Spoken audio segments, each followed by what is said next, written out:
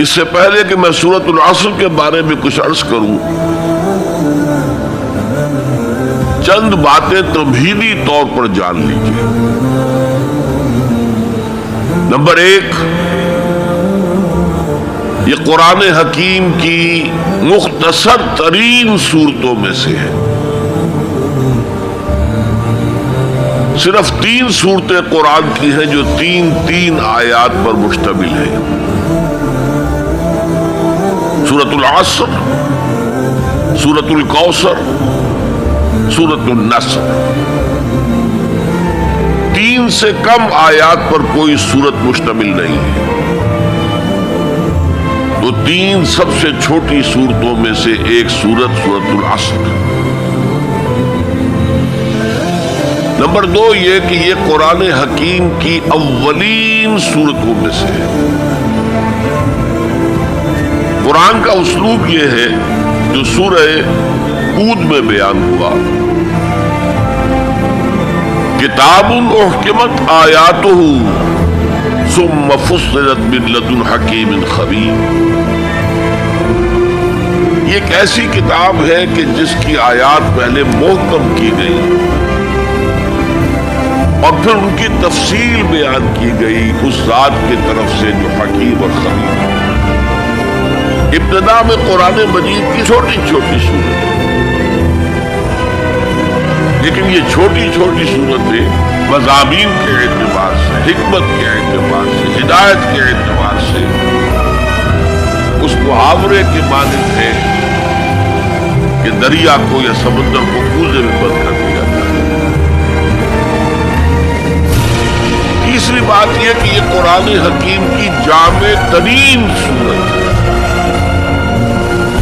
میرے انداز بیان کو پہچانی ہے، پہلے میں نے کہا یہ قرآن مجید کی مختصر ترین صورتوں میں سے ایک ہے۔ پھر میں نے عرض کیا یہ قرآن حکیم کی اولین صورتوں میں سے ایک ہے،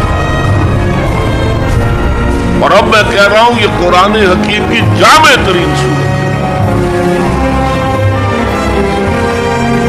قرآن مجید کا موضوع ہے ہدایت۔ الف لام میم ذالک الکتاب لا ریب فیہ ھدی للمتقین۔ رمضان مبارک کی عظمت کے بارے میں بیان کیا، شہر رمضان الذی انزل فیہ القرآن ھدی للناس وبینات من الھدی والفرقان۔ قرآن سائنس کی کتاب نہیں ہے، اگرچہ سائنٹیفک ریفرنسز قرآن میں ہیں۔ قرآن تاریخ کی کتاب نہیں ہے، قرآن فلسفے کی کتاب نہیں ہے، یہ کتاب ہدایت ہے، فکری ہدایت، عملی ہدایت۔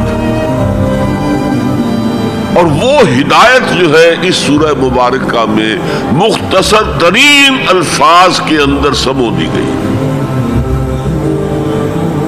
چنانچہ میں یہاں آپ کو امام شافعی رحمت اللہ علیہ کے 2 قول سنانا چاہتا ہوں جو اس سورہ مبارکہ کے بارے میں ہے۔ آپ نے فرمایا لو تدبر الناس هذه السورہ لوسعتهم۔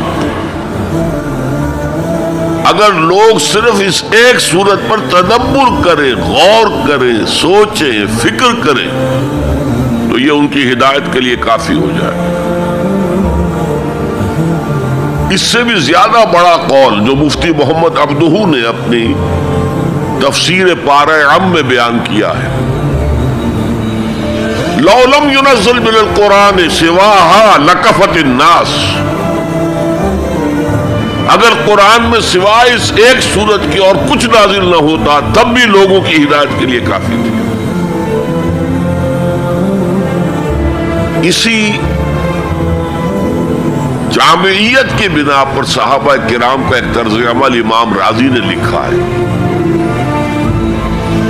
کان الرجلان من اصحاب النبی صلی اللہ علیہ وسلم اذا التقیا لم يتفرقا حتى يقرأ احدهما على الاخر سورة العصر۔ ثم يسلم احدهما على الاخر. نبی اکرم صلی اللہ علیہ وسلم کے صحابہ کا معمول تھا کہ جب وہ باہم ملاقات کرتے تھے تو اس وقت تک علیحدہ نہیں ہوتے تھے جب تک ایک دوسرے کو سورۃ العصر نہ سنائیں. اس کے بعد وہ پھر سلام کرتے تھے اور اپنے اپنے راستے پر چلے گئے. یعنی تذکیر کے لیے، یاد دہانی کے لیے، ہدایت کے جملہ مراحل کو واضح کرنے کے لیے ایک ایک لفظ میں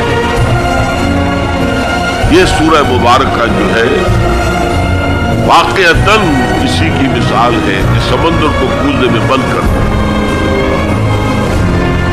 ایک اعتبار سے یوں بھی کہا جا سکتا ہے کہ یہ قرآن حکیم کے مضامین کا انڈیکس ہے. قرآن میں کچھ تاریخی واقعات بیان ہوئے ہیں، کچھ ازل کی باتیں بتائی گئی، آدم کی تخلیق کا مرحلہ بتایا گیا، آدم و ابلیس کا قصہ بیان کیا گیا، پھر بہت سے انبیاء کے حالات بیان کیے گئے،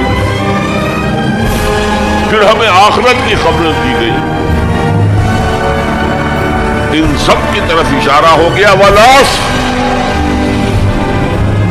زمانہ گواہ ہے. ان الانسان لفی خسر الا الذین آمنوا. اب یہ ایک بہت بڑا عنوان ہے قرآن کے مضامین کا، بہت جامع عنوان. آمنوا، کن کن چیزوں پر ایمان، کس انداز میں ایمان، یہ تشریح قرآن میں ملے گی آپ کو مکی صورتوں کے اندر. وعملوا الصالحات، تیسرا مضمون کیا ہے؟ اچھے اعمال، صالح اعمال. اسی کی تفسیر تو ہے، اخلاقی تعلیمات ہے، بیسک ہیومن موریلٹی کا تذکرہ ہے، پھر شریعت کے احکام ہے، یہ کرو یہ نہ کرو. یہ سب کیا ہے؟ عمل صالح کی تفسیر ہے. وتواصوا بالحق، یہ کیا ہے؟ یہ مختلف عنوانات سے قرآن مجید میں مضمون آیا. کہیں اس کو کہا گیا امر بالمعروف نہی عن المنکر، کہیں سے کہا گیا ادعو الی سبیل ربک، اور اس کے اوپر مفصل مضامین ہے. اور وتواصوا بالصبر، مدنی صورتوں میں جبکہ جنگیں ہو رہی تھیں تو صبر کی جو تلقین آئی ہے جس طرح سے آئی ہے وہ آپ کے علم میں، تو یہی تو مضامین ہے نا قرآن کے. تو گویا کہ سورۃ العصر جو ہے مضامین قرآن کا ایک جامع انڈیکس ہے. چوتھی بات یہ نوٹ کر لیجئے کہ یہ کلام انتہائی مؤکد ہے، نہایت تاکیدی ہے. پہلے تو اللہ قسم کھا رہا ہے. اللہ بغیر قسم کھائے بھی کوئی بات کہے تو مستند ہے ان کا فرمایا ہوا، لیکن تاکید کے لیے والعصر، زمانے کی قسم ہے.